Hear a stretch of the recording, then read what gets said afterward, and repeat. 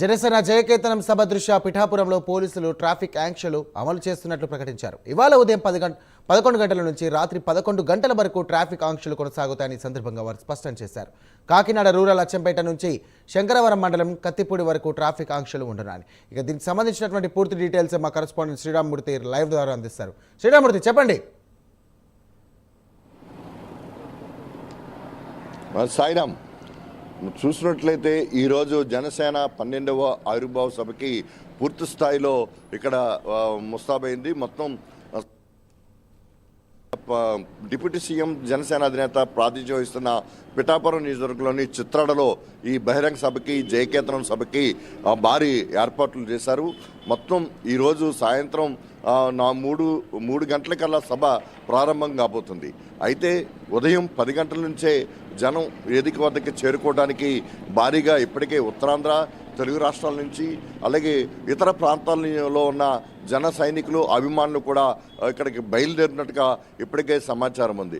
కార్లలో, బస్సుల్లో కూడా ఇక్కడికి వేదిక వద్దకి రావడానికి రాత్రి బయలుదేరిన వారందరూ కూడా ఒక్కొక్కరుగా వస్తున్న పరిస్థితి కూడా కనిపిస్తుంది. అయితే 10-11 గంటలకల్లా కూడా భారీగా జనం చేరుకునే పరిస్థితి కనిపిస్తుంది. అయితే ప్రస్తుతం సాగర తీరం, కాకినాడ సాగర తీరం అంతా జనసంద్రంగా, జన సైనికుల సంద్రంగా మారే పరిస్థితి ఇక్కడ కనిపిస్తుంది. అయితే ఇందుకు సంబంధించి ఎక్కడికక్కడే జన సైనికులు ప్రత్యేక కమిటీలు వేసుకొని ఏర్పాట్లు చేసిన పరిస్థితి ఉంది.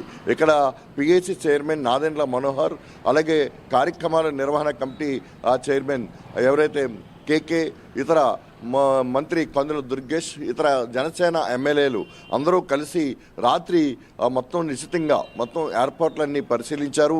భారీ ఎత్తున ఒక స్క్రీన్ ఏర్పాటు చేశారు. 250 మంది వేదిక మీద కూర్చునే విధంగా భారీ స్క్రీన్ ఏర్పాటు చేశారు.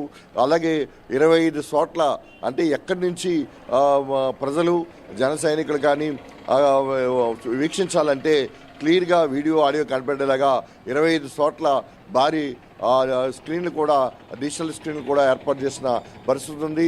ఇందుకు ప్రత్యేకమైన యుఎస్ నుంచి ఆడియో విజువల్కి సంబంధించిన యంత్రాంగాన్ని కూడా రప్పించారు. మొత్తానికి ఈ పనులన్నీ కూడా రాత్రి అన్ని పూర్తి చేసుకున్నాయి. ప్రస్తుతం చూసినట్లయితే మొత్తం ముస్తాబై ఉంది. మొత్తం ఇక్కడ బ్యారికేడ్లకు సంబంధించి దేనికదే సెపరేట్ చేశారు. వీర మహిళలు కూర్చోవడానికి, ప్రజలు కూర్చోవడానికి, ముఖ్య నాయకులు, విఐపీలు కూర్చోవడానికి వీలుగా కూడా వేదిక వద్ద ముస్తాబైంది. మొత్తం 216, అంటే కత్తిపూడి పామరు జాతీయ రహదారి ఆనుకుని ఈ వేదిక ఉంది. 50 ఎకరాల విస్తీర్ణంలో ఈ ఏర్పాట్లు జరిగాయి.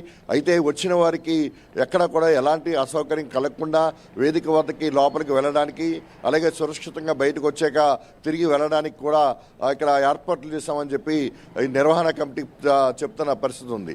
అయితే వచ్చిన వారికి ఈ నియోజకవర్గం నుంచి ఆ నియోజకవర్గానికి మధ్యాహ్నం భోజన ఏర్పాట్లు చేసుకుంటున్నారు.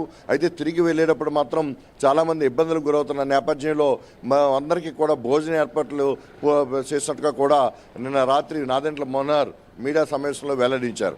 అదేవిధంగా చూసినట్లయితే ఎండ తీవ్రత చాలా ఎక్కువగా ఉండడం, అంటే చాలా వేడి వెలువడుతున్న నేపథ్యంలో అది ఇక్కడ అందరికీ కూడా ఇంకా డిహైడ్రేషన్ జరగకుండా ఉండడానికి పుచ్చకాయలు, ఫ్రూట్స్ స్టాల్స్ కూడా పెద్ద ఎత్తున ఏర్పాటు చేస్తున్నారు. అలాగే మంచినీరు, మజ్జిగ కూడా పూర్తి స్థాయిలో అందుబాటులో ఉంచుతున్న పరిస్థితి ఉంది. ఒకవైపు ఇటు కత్తిపూడి, అంటే పామరు రోడ్లో చూసినట్లయితే కృష్ణా జిల్లా, పశ్చిమ గోదావరి జిల్లా, ఏలూరు జిల్లా నుంచి, కోనసీమ జిల్లా నుంచి ఇటు కాకినాడ మీదుగా చాలా వరకు ఇది వస్తుంది, ట్రాఫిక్ రాబోతుంది. అనేక మంది వాహనాలు కూడా ఇలాగే రాబోతున్నాయి. అలాగే చూసినట్లయితే గుంటూరు, అలాగే ఇతర రాయలసీమ, తెలంగాణ ప్రాంతం నుంచి కూడా రాజమండ్రి మీదుగా కత్తిపూడి 16వ జాతీయ రహదారి మీద కత్తిపూడి వచ్చి కత్తిపూడి నుంచి పిఠాపురం రావడానికి కూడా ఏర్పాట్లు చేశారు. అయితే మొత్తం కత్తిపూడి, కాకినాడ అచ్చంపేట జంక్షన్ మధ్య ట్రాఫిక్ ఆంక్షలు పెట్టారు. బయట ట్రాఫిక్ని ఏది కూడా కేవలం సభకి హాజరయ్యే వాహనాలు మాత్రమే, వెహికల్స్ మాత్రమే అనుమతిస్తారు. మిగిలిన ప్రజానీకానికి సంబంధించిన ఏ రవాణాన్ని కూడా 11 గంటల నుంచి ఇక్కడ పోలీసులు అనుమతించకుండా ఇప్పటికే ఆంక్షలు విధించారు.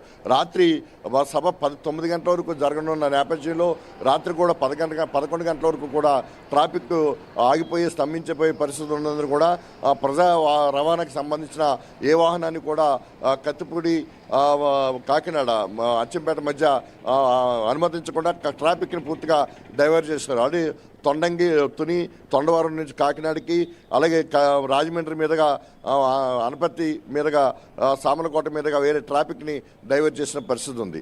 ఏదైనా ఈరోజు జనసేన ఆవిర్భావ సభ జైకేతనం సభకి భారీగా జనం తరలి వచ్చే పరిస్థితి ఉంది. లక్షలాదిగా తరలి వస్తారని చెప్పేసి జనసేన నేతలు భావించి అందుకు అనుగుణంగా ఏర్పాట్లు చేశారు. అయితే ఇక్కడ మొత్తం నిఘా నీడలో ఈ వేదిక అంతా కొనసాగనుంది, సభ అంతా కొనసాగనుంది. దాదాపు 70 సీసీ కెమెరాలు సభా ప్రాంగణంలో, అలాగే జాతీయ రహదారి మీద బయట ముఖద్వారం దగ్గర కూడా ఏర్పాటు చేశారు. అలాగే చూసినట్లయితే ఒక 15 డ్రోన్లతోటి పోలీసు యంత్రాంగం పూర్తి స్థాయిలో నిఘా పెట్టింది. ఎందుకంటే భద్రతా ప్రమాణాల రీత్యా పవన్ కళ్యాణ్ జనసేన అధినేత డిప్యూటీ సీఎం పవన్ కళ్యాణ్కి భద్రతా నేపథ్యంలో ఎప్పటికప్పుడు పర్యవేక్షణ ప్రత్యేకించి కంట్రోల్ రూమ్ను ఏర్పాటు చేసి ఒకవైపు పోలీసులు, మరోవైపు జనసేన ప్రత్యేకించి ఒక కంట్రోల్ రూమ్ను కూడా ఏర్పాటు చేసి పర్యవేక్షణ చేస్తుంది. అయితే డిప్యూటీ సీఎం పవన్ కళ్యాణ్ నేరుగా 3 గంటలకి మంగళగిరి నుంచి బయలుదేరి హెలికాప్టర్లో నేరుగా వేదిక వద్దే దిగబోతున్నారు. వేదిక వెనకనే హెలికాప్టర్ ఏర్పాటు చేశారు. అలాగే ప్రత్యేకించి అక్కడ ఆయనకి ఉండడానికి కాసేపు చేదతీరటానికి ఒక బస్సును కూడా ఏర్పాటు చేసిన పరిస్థితి ఉంది.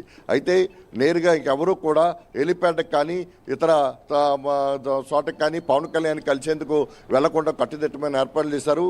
అందరూ కూడా ఒక ముఖ్యమైన ఒకరిద్దరు నాయకులు తప్ప అందరూ కూడా వేదిక దగ్గరే పవన్ కళ్యాణ్ కలిసే విధంగా ఏర్పాటు చేసిన పరిస్థితి కనిపిస్తుంది. మొత్తానికి చూసినట్లయితే ఎటు చూసినా జనసంద్రమే కనిపించే పరిస్థితి ఉంది. సాగర్ తీరం అంతా కూడా జనసంద్రంగా మారే పరిస్థితి ఉంది. ఎందుకంటే కూటమి ప్రభుత్వంలోకి అధికారంలోకి వచ్చాక జనసేన చాలా కీలకంగా వ్యవహరించింది. మొన్నటి ఎన్నికల్లో 100% స్ట్రైక్ రేట్తో ఫలితాలను సాధించింది. ప్రభుత్వం ఏర్పాటులో కీలకంగా వ్యవహరించింది. కేంద్ర ప్రభుత్వంలో కూడా జనసేన చాలా కీలకంగా వ్యవహరిస్తుంది. 21 ఎమ్మెల్యేలు అలాగే 2 పార్లమెంటు సభ్యులుగా పోటీ చేసి పూర్తి స్థాయిలో విజయం సాధించడంతో ఇలాంటి చరిత్ర ప్రపంచంలోనే ఎక్కడా లేదు. ఏ పార్టీ ఎన్నికల్లో పోటీ చేసినా ఇంత ఫలితం సాధించిన పరిస్థితి లేదు. ఈ నేపథ్యంలో పవన్ కళ్యాణ్ తొలిగా అంటే ప్రభుత్వం ఏర్పడిన తర్వాత తొలిసారిగా జరుగుతున్న ఆవిర్భావ సభలో ప్రజలకి ఒక కృతజ్ఞత తెలిపేందుకు కూడా ఈ సభని ఒక వేదికగా చేసుకుంటున్నట్టుగా కూడా జనసేన నాయకులు వెల్లడించిన పరిస్థితి ఉంది.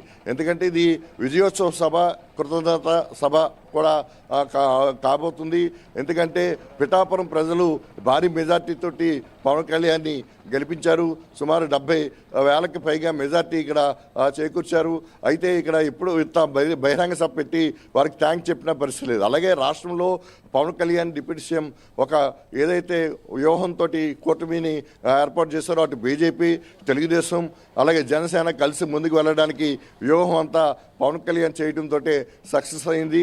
ఆ సక్సెస్ దీంట్లో రాష్ట్ర ప్రజలందరూ కూడా పవన్ కళ్యాణ్కి మద్దతుగా నిలబడి మొన్నటి ఎన్నికల్లో భారీ ఫలితాలు ఇవ్వడంతో దాదాపు 175 సీట్లలో 164 సీట్లు రావడానికి పవన్ కళ్యాణ్ ఒక వ్యూహం కూటమి అధికారంలోకి రావడానికి సహకరించిందన్న నేపథ్యంలో రాష్ట్ర ప్రజలకు కూడా పవన్ కళ్యాణ్ ఈ వేదిక ద్వారా ఒక సందేశం కూడా ఇవ్వనున్నారు.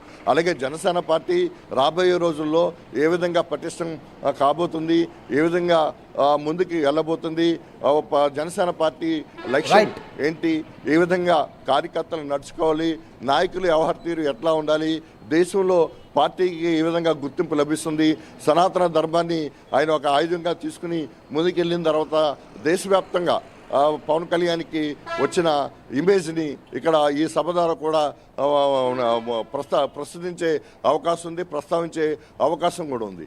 రాబోయే రోజుల్లో జనసేన పార్టీ ఇటు రాష్ట్రంలో కానీ కేంద్రంలో కానీ కీలకంగా వ్యవహరించబోతుందన్న అంశాన్ని కూడా ఇక్కడ ఈ వేదిక ద్వారా తెలియజేసే పరిస్థితి ఉంది. ఏదైనా ఈరోజు చూసినట్లయితే జనసేన ఒక పండుగ రోజు, విజయోత్సవం రోజు ఒక పండుగగా అంగరంగ వైభవంగా జరుపుకోవడానికి ఇక్కడ సర్వం సిద్ధమైంది. మరి కాసేపట్లోనే వేదిక వద్దకు ఒక్కొక్కరిగా జనం వచ్చి చేరుకుంటున్న పరిస్థితి కనిపిస్తుంది. మొత్తానికి ఈరోజు సాగర్ తీరమంతా కూడా చంద్రంగా మారే పరిస్థితులు కనిపిస్తున్నాయి. Sairam. Right, thank you Sriramurthy.